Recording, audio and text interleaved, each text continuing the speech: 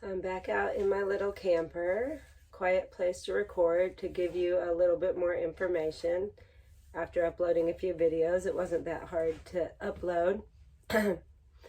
So I did a really stupid thing after making my videos yesterday and getting them uploaded and watching more videos on microscopic colitis, finding more people's stories out there. I was feeling really, really good.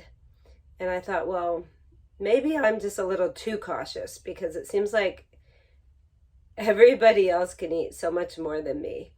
So I thought, well, I used to do really well on meat. So I had made my husband and my mom some lamb chops, and it was super tender. And I got 3 bites with no seasoning.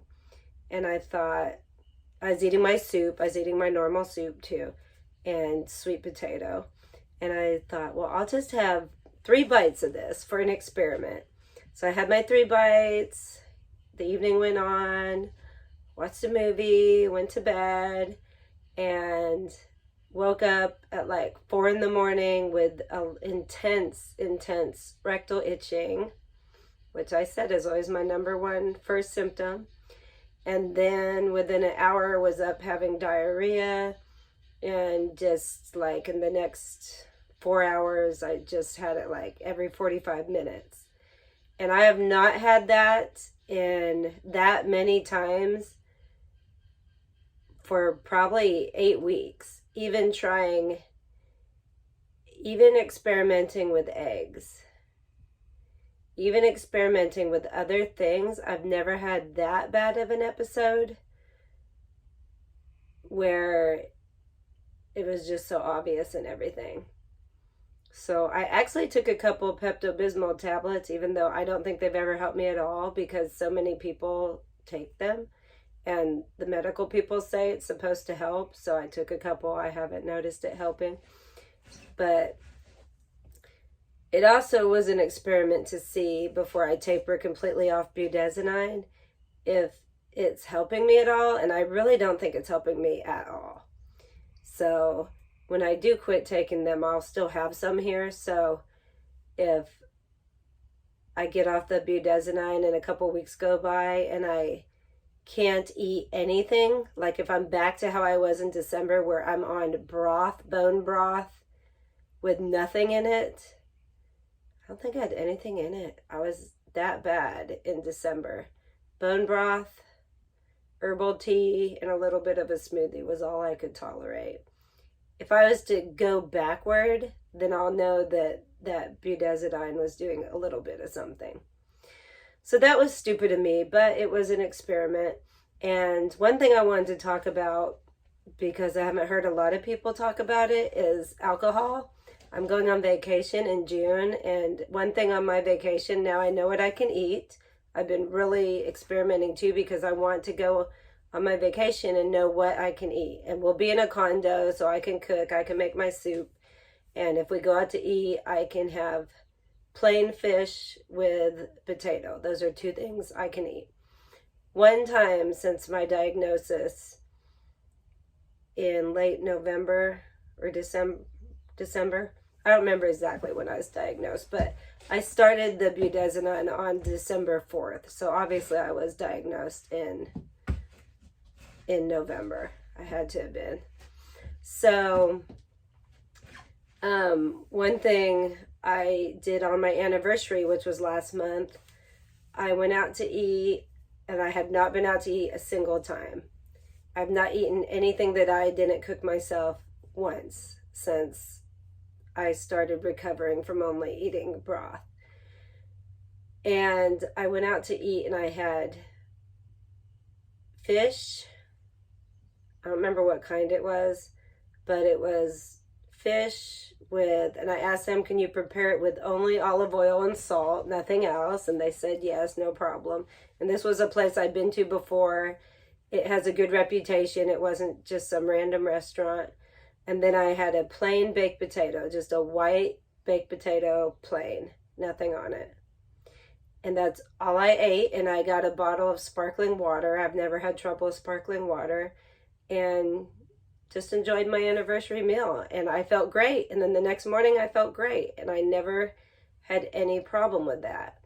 So that was really good to know. So when I go on my vacation, I know I can order fish and potato as long as it's a, you know, a place that looks like a good place and they can prepare it safely.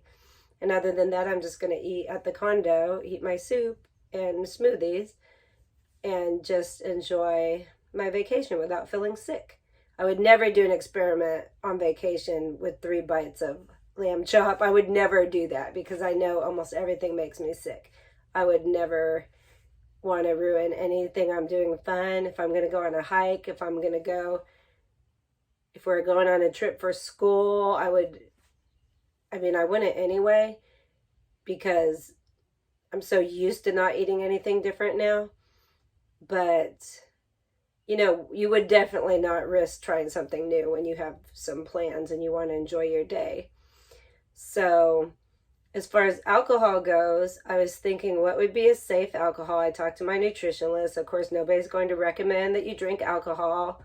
So, but I have to be realistic. You know, I'm going on vacation. I am going to be drinking something, not a lot, but something. And wine was not thought to be good because of the sulfites, whatever it's called. Of course, not beer, because gluten has always been #1 trigger for me long before I was diagnosed, like ever since I had C. diff, which started all this.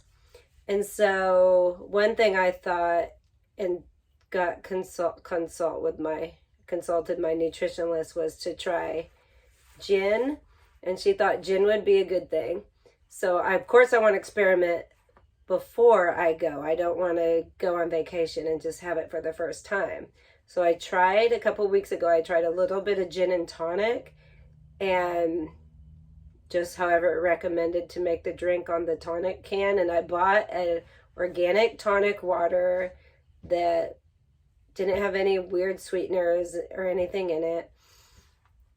I made that, I drank it, I felt great, my stomach was not upset, but the next morning I woke up with like the worst headache, the most splitting headache, which is not normal for me ever to have a headache like that. Now, I do get migraines sometimes, but this was different.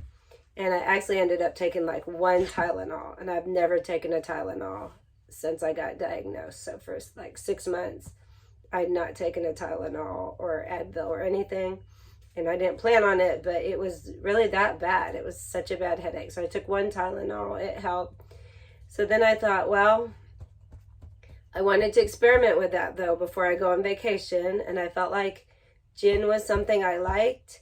I really liked wine. Red wine is what I really like. But, you know, whatever.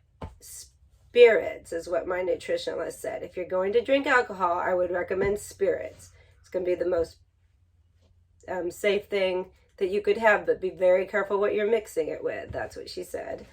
So, and of course, don't have much. So I had tried again with the gin, but this time I did not use tonic water. I thought, why don't I try my sparkling water, my bubbly water, with some gin and see how that goes. And I had it, and I had no trouble at all. I felt good. My stomach was never upset, and the next morning, no headache, nothing. And so I've never tried anything again because I am being very careful. I don't want to drink alcohol and cause inflammation in my body. I know I'm healing. I can't hardly eat anything still.